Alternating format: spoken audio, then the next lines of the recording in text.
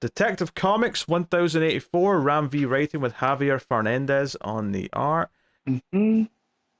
So this is Bruce back in Gotham, which we sort of saw the first moment of last issue, but this Mm-hmm. is kind of mainly taking that from there. There is a little bit of a flashback subplot to when he first sort of got recuperated in the desert. You know, he kind of spends a romantic night with Talia in a tent and learns a couple of things. But most of the plot is in Gotham when he arrives back. Mm-hmm. And I will say, first up, this Fernandez art is very good. I love this first page of just like the bats coming in and like both Gordon and the Question looking up and being like, oh, like he's here, like he's came home.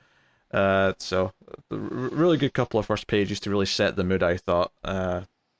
Like that. Yeah, I agree. Because it was almost like a sense of wonder, like with Gordon there at the top. So that's really nice. And then I also like how, you know, typically a Bat book's real dark, but there's a lot of yellows in these first bunch of pages. You know, so it gives it a whole different vibe than what we've seen. Well, I think that's also going into what they talk about throughout the book, which is that the city's actually brighter than it was before he left because the Organs have like, you know, built new buildings, and they're like they've effectively cleaned up the city, but they've done it at this cost where they've just abandoned and gotten rid of anything that's undesirable. Yeah, they've gentrified Gotham. And that's what some of the speech between Gordon and Batman gets into a little bit later on. But yeah, so one of the asthma like monsters shows up, and Batman's got some like sonic devices to take care of it. But yeah, I mean, yeah, the heart of this was just some of these small moments here where, you know, either Batman or Gordon were kind of smirking because they're just kind of happy to have each other back, kind of thing. Well, and it really felt like the relationship between Jim and Bruce, this is the strongest it's been, right? Since Ram V's been writing it, and it feels real natural, right? Because at the beginning when V was writing, it was Batman was in like this kind of like an identity crisis, right? He's having panic attacks. He has his guard up constantly. Yet now he's, you know, not that he's better, but he's come back with a new sense of purpose. And it just feels like, you know, like almost like he wanted to hug Jim, but he's got to keep it professional. So I thought that was conveyed really well through the art.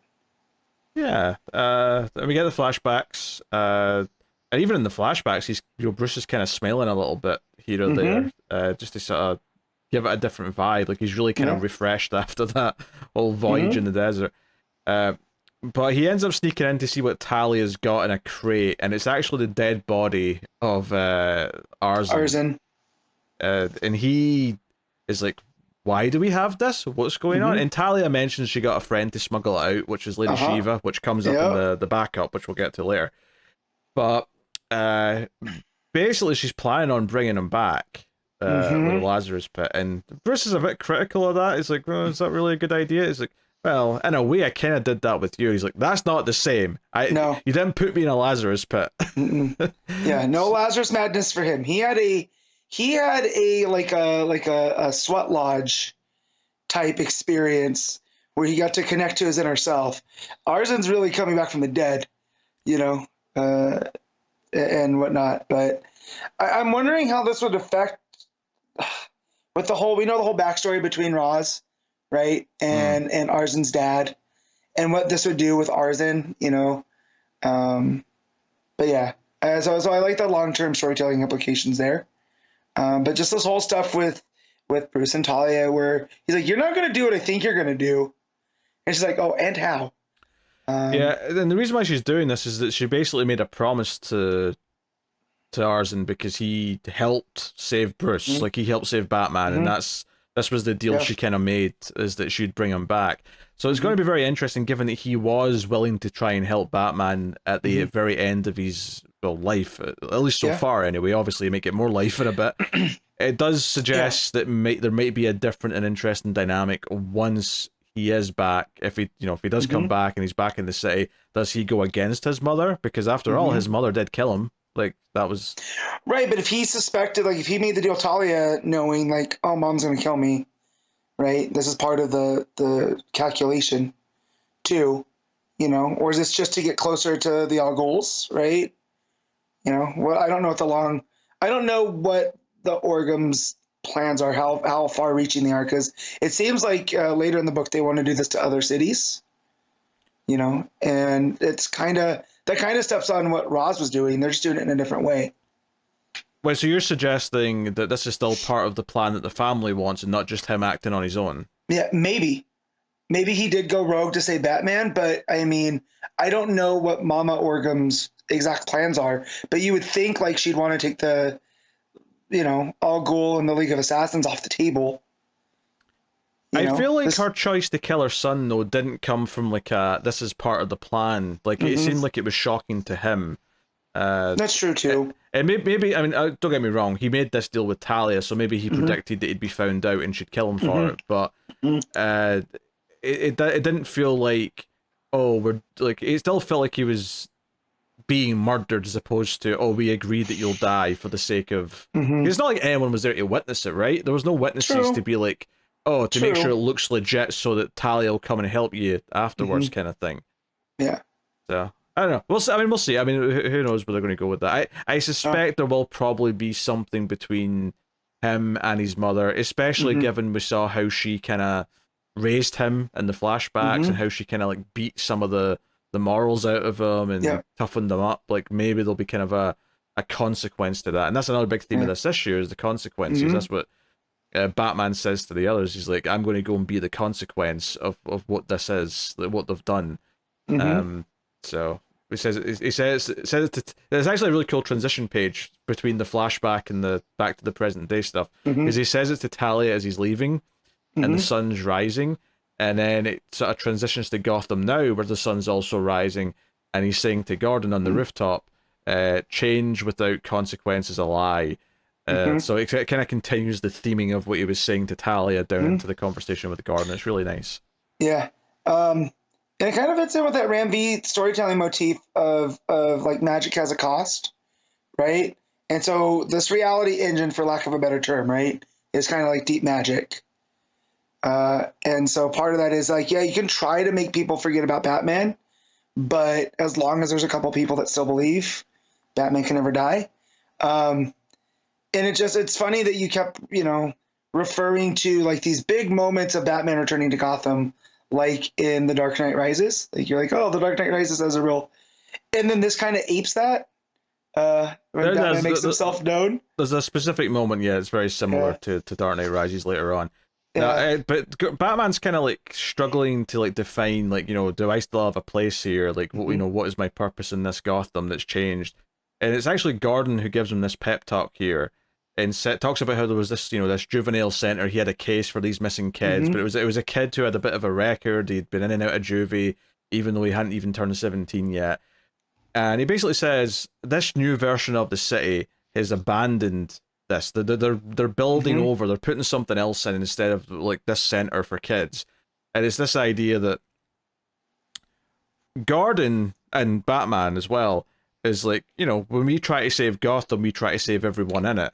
Whereas this new version of Gotham that the Arkhams have built is about only serving a set type of people. And even then, when the Arkhams are talking later on, when the Mummy Arkham is making her speech, she's like, oh, like, they basically handed us the city because we made them feel safe. She basically admits that it's an illusion. They're not really safe, but we make them think they feel safe. And because of that, they hand over all this power and donations and they let us just take over.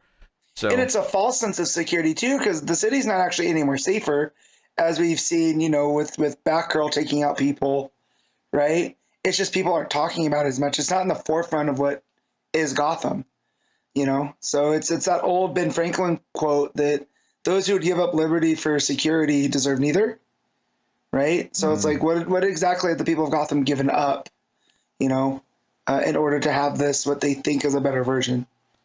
Yeah, he's like, you ask what to stand for, old friend. Maybe sometimes it's more important to stand opposed. And Batman smiles and says, thank you, Jim. And then Jim starts saying some other things and then looks up and Batman's gone. And there's just a little bit of a smile that he's like, oh, he got me. It feels good for him to disappear once again. We're doing our thing again. Yeah. Nah, that was all very sweet. And obviously, whilst Mummy Orgum's making her big speech and she's looking out at the city, Batman's in another building prepping something, and we see some blips, and then we get our big Dark Knight Rises bat logo made of fire on a building. Or in this case, it's more specifically, he's blown out the glass, so there's literally a bat-shaped hole on the side of a building. It's very good. It's very good. What I like about Fernandez's art here too is like it's almost like we're seeing Mama Orgum's true form, right? Because she's not this put together woman, you know, of nobility. You really see the wrinkles and age in her face, you know. So it gives her, you know, kind of almost a monstrous look. And so when the explosion goes off and we get the reflection, you know, she's standing there looking like a monster. I thought that was really effective. Yeah, it's also notable that she's basically talking to some of the organized criminals of Gotham. You see Black Mask. You see what's the casino lady's name again? Roulette. Thank you. And a couple others, and she's basically making this pitch to them, and she's saying, "Oh, like, you know, nothing stands against us." You know, she specifically she starts talking about how they've got this blueprint that they can now duplicate in other cities, and then Batman does his whole thing. The explosion happens, and they're looking out at this burning bat symbol, and one of the gangsters just says, "It appears, Miss Arkham, that your blueprint is on fire." Almost like this is just single-handedly given like a no confidence to everyone she was just talking to. It's really good stuff, especially since the light, and this is also in the art, is the light of the bat symbol is lighting up Arkham here. And what's good about that is, like you were saying, it kind of like accentuates her. It's almost like, you know, he's literally shining a light on who she is and exposing her for her faults, and this idea that, you know, Batman's not gone. You thought you killed him, but he's not. So no, that was really good. Then Batman talks to Catwoman, which was an interesting little mood to this scene because of the Talia scene before. I was like, you know, Catwoman's the one that orchestrated saving your ass, and it's actually kind of funny in hindsight now that you had a little like one night fling with Talia, and now you're sitting all awkwardly on a roof with Catwoman. Yeah, well, that's why he's awkward, because she's like, oh, she's gonna know what I did. Like, they're not married, you know, so. True, but I mean, you know. They might as well be. They are lovers, and she just risked everything to save his life. I feel like that earns at least a bit of a grace period before he starts bonking other chicks. His ex, It's his not ex, just any no other less, chick, too. It's his ex, Which I thought that was a different thing, but, you know. Like any oasis in a desert, literally, in this case. I get it. I was about to say that, but I was like, that's too on the nose. So. No. But he's all like, I'm not the same man who went into the desert, and she's like, oh, is that maybe comforting? So the cliffhanger at the end of this issue is she's basically saying, like, never again. I will never let that happen again. And she goes to the Joker. That is the cliffhanger of this issue. She goes to see the Joker. And this is something that we've been saying ever since the first arc of this run, is this idea of the Organs infecting Gotham and even taking it away from the villains. And this entire time, the Joker's kind of been this, like, off-camera, like, idea. It's like, well, what's the Joker going to say about all this? And, like, is the Joker just been chilling as Gotham's been changing? It feels like he would want to get involved.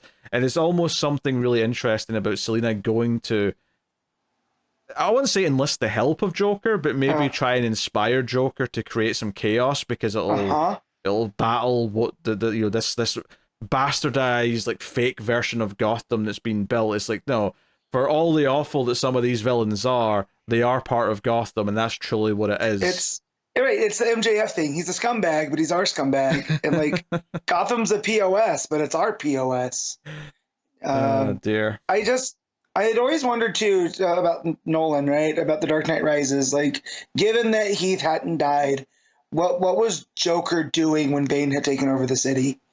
Right? And so I'm curious to see how Ram V does that here. I think he's in prison, but there's a part of that movie where Bane releases a bunch of prisoners. I suspect that'd be when Joker would, like, get out into the world again.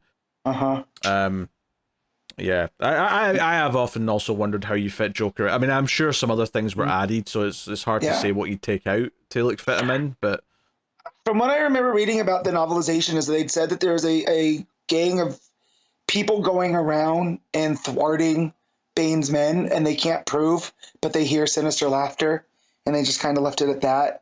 And so he was, like, going around doing his own thing still. Yeah, but who's to say if that was the plan originally, if he was going to be in the movie, though? But here, I feel like Ramvy's addressing it here with, I feel like we're going to see what Joker has been, not what he's been up to, but how he reacts to the Orgums and their, you know, their fake security and order. I am genuinely curious what Joker's reaction is to that. Like, how does he feel about this city being taken over by the Orgums? It feels like he would have something to say about it. Yeah. So, very he doesn't curious. play well with others, right? Like, no. He doesn't have alliances even with the own Bat villains, right? Anytime there's a big event, like when Luthor tries to recruit people, he never recruits Joker because Joker's too much of a wild card, right? And so here, you know, all I can think of is the Rage Against the Machine song where he's like, "F you, I won't do what you tell me." And I want to see how that works out with like the asthma and the, you know, because seeing that hulking brute show up behind Batman, you know what I mean? I want to know how Joker would respond to something like that. Yeah. But this is an example of where the character is so well defined that the excitement here is instant because it's like, okay, what does he think of all this stuff going on? As opposed to him being shoved down our throats, like the entire like story, like say another Batman book that's going on right now, and just wanting to be rid of him. Whereas this was exciting to even see him because it was like, okay, not only is this part of Selina's like doing her plan to try and like make a difference and help, but it's like, no, I'm actually excited about how the Joker is going to fit into this now. So, very, very interesting. Yeah, it's like one of those things, like, did the Orgums even account for Joker? Were they so prideful about, like, well, if we get rid of Batman, that'll give us our inroads? And they're like, hey, that could be part of it. Maybe the reason why he's been lying low, like, this past month or whatever it's been, is because without Batman, what is Joker? Like, is he like, just too depressed to... Because that was like in Dark Knight Returns, right? He just sat like a zombie until he heard Batman was back, and he's like, hello, beautiful, or darling, or whatever the line was. Yeah. So, they could play with that. They could play with this idea that until Batman was back, he didn't give a shit. But now they could almost do a moment here where you do a little flashback where he sees the flaming Bat logo in the building and like smiles and is like... The biggest smile, right? Like, you it's know, like, oh, the game is afoot again, kind of thing. Almost ape the Bat logo, right? But with a big smile on there, like an extreme close up. Yeah, because that is one of the things. Like, as much as we talk about Joker fatigue, when he's used right, it really is hard to argue about like him and Batman's relationship being as iconic as it gets. He's the perfect arch nemesis. I don't know if there's a more perfect arch nemesis to a hero than Joker is to Batman. There's there's obviously lots of great ones, but I don't know if any are as perfect as Joker to Batman. Yeah, and it's like when used properly, like here, and even here, you know, we get his voice, but really the only part of him that we see is that smile, right? And so again, it's there's enough restraint here that when we do finally see Joker, it's gonna feel meaningful. Yeah. So, no, very cool. So the backup here, which I did read this time, because you know, I just happened to look at it. I was like, oh, the art looks all right, and then I noticed Cass, and I was like, oh, okay, all right, let me see what's going on here. So yeah, this is basically, whilst Batman was gone, Cassandra Cain, Batgirl, is still trying to remind everyone that Batman in some form still exists, and it's quite interesting actually, because like one, I like it in the art. There's these little narration boxes for when she's hitting the bad guys that are basically just like how she's interpreting this, because we always talk about how Cass learned how to fight and that was her first language before actual spoken language was. So her narration is literally just the bones she's breaking as she's like breaking the bones in their bodies, which is kind of cool. But this idea of her like trying to keep the idea of Batman alive single-handedly comes up because she's like, she's watching these villains, they're moving the crate, and it turns out to be Lady Shiva moving the crate with Arzen out of Gotham, and she notices Cass is watching, and they have this conversation. When they start fighting, because Cass tries to stop her, she's like, you're fighting like you're a foot taller than you are. You're fighting like you've got more muscles than you have. Despite the fact that you're one of the world's best fighters, you're trying to fight like him because you're trying to fill the role that's now missing because Batman's not here, and criticizes her for it. And I thought that was a really interesting idea, because I was just like, because obviously Cass is a great fighter, right? She's one of the best that there is in terms of like someone without powers. And the idea that she's actually maybe putting herself at risk because she's trying to alter her style for a body that she literally does not have is kind of interesting to me. Yeah. Yeah. Like in wrestling, when you have a small guy trying to wrestle like a big guy, it's not going to end up well for him, right? Because you got to go to your, what makes you work, right? Yeah. Just like Batman couldn't fight like Cass, So I dove like that, and coming from Lady Shiva, who that's kind of her thing, right? Is looking over people's fighting styles and knowing where to find the weaknesses. Her pointing that out, that was a real smart piece of storytelling. Yeah. And the art even does a couple of because when the Asthma monsters show up, Cass stands up and she looks like Batman. Like they do that whole silhouette thing where you can just see the eyes and like the capes coming down. It looks like Batman standing there. So even the art's kind of helping this idea that she's trying to just emulate him. Which, I think it speaks to this idea that Cass really cares about the bat symbol and being part of that family because she found a home with it, and she's always kind of cared about upholding that. So seeing her desperately try to sort of keep it alive and Batman's not there is really good. And that's partly why the flaming symbol on the side of the building is such a good uplifting moment in the main story, is because it's like, no, this idea of like, no, he's going to remind the city, he's going to remind them that there's hope, that like this won't stay the way it is. So they fight the monsters. It's fun, and that's basically it. And the realization that Cass has is she keeps trying to fight like Batman against these asthma. She remembers her training from her dad, right? That's what that is in the back. She says a curriculum of pain followed by silence, and then it remembers what makes her her. So she starts fighting more like Cassandra Cain, and that's how they end up taking out the monsters with her mom. Well, her mom gets on the boat anyways. So, but yeah, really, really good. I really love the art here. The Robbie Rodriguez. It's pretty good. Yeah. It looks like with the coloring too, with a lot of purples. It matches Cass's vibe a lot. Yeah, honestly, like, reading this, I really enjoyed it, and it made me just want a Cass book. I'm like, I mean, obviously she's in Birds of Prey, which is great. We still get to see her on a regular basis, but I'm like, man, like I just want a Cass book now. Maybe just a mini, like her showing up in, what was that, Spirit World? Like that was fine, but I want her doing this stuff. I want her going and kicking bad guys in the teeth. Yeah. I mean, I'll take an ongoing. Like she had an ongoing. She got like 60 issues or something like an ongoing back in the 2000s. It'd be nice to have that again for these types of characters. Isn't it crazy? We've had 3 Batgirls, and they've all had their own, at least for a short time, they have their own series. What's actually weirder about it is that Barbara's own series all came like last because because all of her time as Batgirl was back in the days when there wasn't a Batgirl book, but now so Cass actually was the first Batgirl to get an ongoing, funnily enough. It's just kind of a weird how it's worked out that way. So Backup was great. I loved it. It was exactly the type of little perfect slice of character that I enjoy in a Backup. So what are you rating, Matt, of Detective Comics? So the art on both of them were nice and crisp. The storytelling was fantastic. I'm going to give this a 9.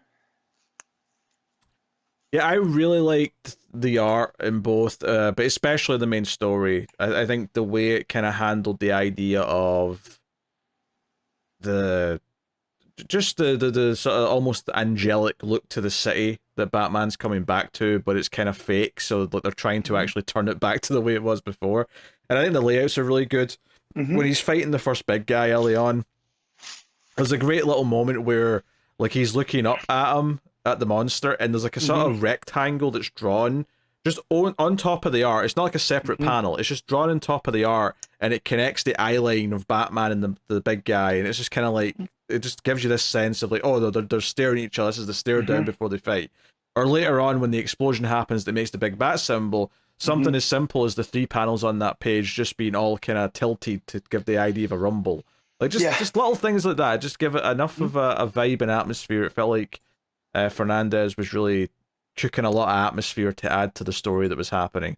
And all the Batman Gordon stuff was super cool. Backup was super fun. I think I'm just going to go a nudge lower and say 8.5. Okay. But I think that's just because I would say that it doesn't... I wouldn't say the main story feels like it has a beginning, middle, and end so much as it just has lots of things that are advancing the story. So that'd be why. Gotcha. So I looked up Javier Fernandez. I'm like, I know this name. And he did a lot of Nightwing and Detective Comics back we've seen a lot of Fernandez before. Yeah. So I was like, oh yeah. So Feels right at home in Gotham.